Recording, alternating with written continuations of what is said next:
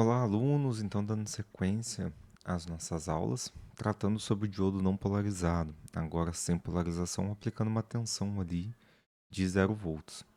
Então, nessa junção PN, né, que nós estamos trabalhando aqui na nossa figurinha A, o que nós temos? Nós temos a nossa implementação da nossa junção PN do nosso diodo semicondutor. Para uma condição sem polarização, né, que é o que a gente está trabalhando, quando eu tenho um material semicondutor aqui do tipo N, né, que podemos observar que os elétrons como portadores majoritários, eu entendo que é unido, né, ao nosso material do tipo P. E eu tenho a nossa região de depressão, onde vai ocorrer ali a nossa conexão e a nossa atuação da troca, né, dos elétrons com as lacunas. Então, com as lacunas, né, do nosso tipo P, como portadores majoritários estão associados para isso, para o nosso tipo P, e eu tenho também os portadores aqui majoritários também para o meu tipo N. Isso quando eu tenho uma aplicação de 0 volts, tá? Então, ambos possuem essa aplicação de portadores majoritários, nenhum é minoritário nessa condição. Isso força, né, ali está formando a nossa junção PN, pensando numa implementação VD da tensão do diodo para 0 volts. Então, eu tenho uma corrente D, né, zero, nula nessa aplicação. Com isso, forma e constitui o meu dispositivo fundamental. Tem essa construção do meu diodo. Então, é fisicamente simples eu compreender que se eu não tenho uma tensão aplicada, há-se, né, a união dos materiais ali com diferentes portadores majoritários. Então, eu não tenho nenhum que vai ceder e conduzir para o outro. Não há um fluxo de portadores minoritários, porque ambos são majoritários, beleza?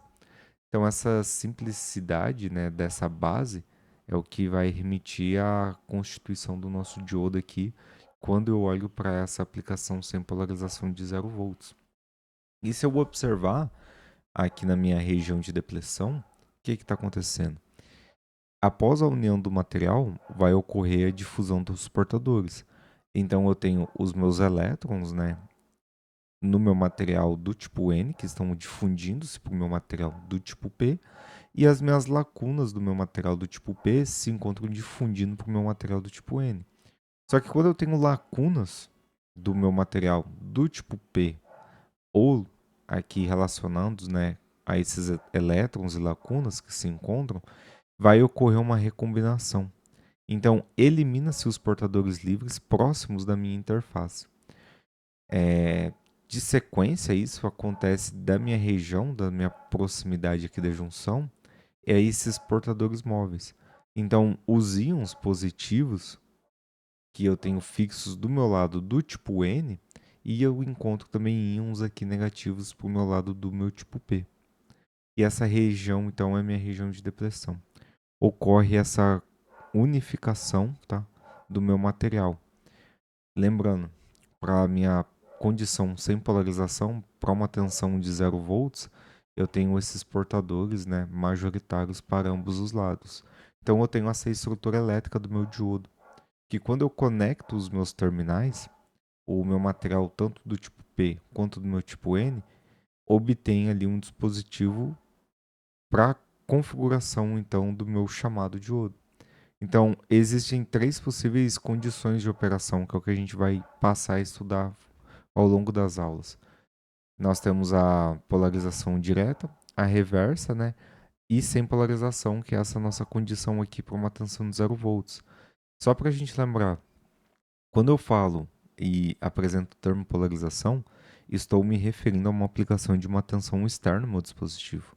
Então eu tenho a minha condição, por exemplo, aqui sem polarização, por uma tensão igual a zero, quando eu não tenho nenhuma tensão ou corrente sendo aplicada. Então não há uma corrente elétrica líquida mesmo, tá bom? O meu movimento do portador para minha região de depressão, quando acontecer, eu preciso. Sim, acontece um movimento sem tensão mesmo aplicada. Há movimentos individuais dos portadores. Eles vão se unificar. Então eu tenho portadores minoritários, né, que vão vir e vão se alocar na minha região de depressão. As lacunas do meu material, por exemplo, do tipo N, aqui eu vou ter os majoritários, mas vai ter na região de depleção os minoritários. Então, na lacuna aqui do tipo N, por exemplo, vai atravessar facilmente a região de depleção em direção ao material do tipo P. E os elétrons do meu material do tipo P vão atravessar facilmente em direção ao meu material do tipo N. Vai ocorrer devido a esse campo elétrico interno criado pelos íons fixos aqui. Então, eu tenho nessa parte os majoritários, quando aproxima da minha região de depleção, os minoritários, que conseguem fazer essa condição. Então, esses portadores majoritários, eles enfrentam uma barreira elétrica causada pelos íons fixos, tanto do meu material do tipo N quanto do meu material do tipo P, para a minha região de depleção. Então, no meu material do tipo N, os meus elétrons eles são repelidos por esses íons negativos do meu material do tipo P e vão ser atraídos pelos íons positivos do meu material do tipo N. Se eu olhar pelo olhar, né, perspectiva aqui do meu material do tipo P, essas lacunas estão enfrentando barreira semelhante também. Apenas uma fração desses portadores, né, majoritários ali, possuem uma energia cinética suficiente para conseguir atravessar essa região de depleção.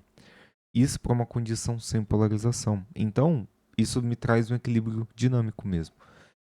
Mesmo que tenha esse movimento individual do portador, né, ambas direções, e está ocorrendo esse equilíbrio, eu então entendo que a corrente ID total aqui, né, vai ser igual a zero, por conta desse equilíbrio. Eu tenho um fluxo de divisão igual a um fluxo de campo na minha região de depleção.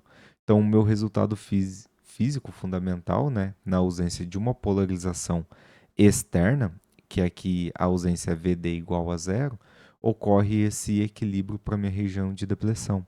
Então, o movimento, se eu olhar, né, com essa perspectiva microscópica aqui de portadores, não existe um fluxo líquido de carga.